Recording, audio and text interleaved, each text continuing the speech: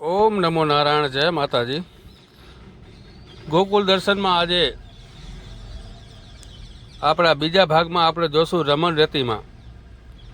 રમણ રતિમાં લોટ્યા પછી આલોટ્યા પછી અને ભગવાનને ચરણ લીધા પછી ભક્તો બધા એકદમ પોતાને ધન્યતા અનુભવે છે અને થોડીક પણ અહીં વિશ્રામ કરે છે. આ જીવનની ભાગદોડવાળી જિંદગીમાં થોડીક ક્ષણ અહીં આરામ કરવો એ પણ એક જીવનનો લાવો છે. બધું ગમ, બધું દુઃખ, બધું કામકાજ ભૂલી અને ભક્તો અહીં થોડો વિશ્રામ કરે છે.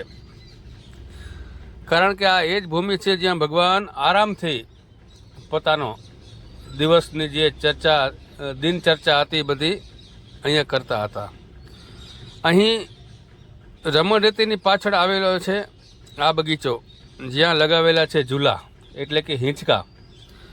આ હિંચકામાં ભગવાન, આ તો બધા લોખંડના હિંચકા છે, પણ ત્યારે વડવાઈ અથવા તો બીજા ઝાડમાં રસી બાંધી અને હિંચકા બનાવવામાં આવતા હતા અને ભક્તો બધા હિંચકતા હતા. ગોપ ગોવાળો ત્યાં બધા હિંચકે હિંચકતા અને આંબલી પીપળી જેવા રમતો રમતા હતા. ભગવાન રાધા કૃષ્ણના મંદિરમાં અહીંના જે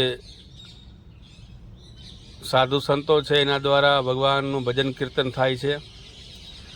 ભક્તો પણ ભજન કીર્તનમાં સાંભળી અને મંત્રમુગ્ધ બની જાય છે. ત્યાંથી આપણે આગળ જાશું હવે ગોકુલ દર્શન એટલે કે ગોકુલની ગલીઓમાં. આ ગોકુલની ગલીઓ થઈ અને આપણે નંદ બાબાનું ઘર જોવા જાશું કે જ્યાં આવેલું છે નંદ બાબાનું ઘર. આ સાંકડી બધી ગોકુલની ગલીઓ છે. અહીંના રહેવાસી બધાઓએ નાની નાની દુકાનો અહીં બનાવી છે, જેમાં થોડી બાળકોને લગતા, થોડા લેડીઝને લગતા વગેરે ચુંદડી, ઓઢણી, એ સિવાય રમકડાઓ, બાંસુરી, ભગવાન કાનાની મૂર્તિ, દહીં, મઠ્ઠા, મથુરાના ફેમસ પેડા વગેરે વગેરે વસ્તુઓ બધી અહીં મળી જાય છે. અહીં અંદર જ આવેલું છે નંદ બાબાનો દ્વાર અને ગૌશાલા.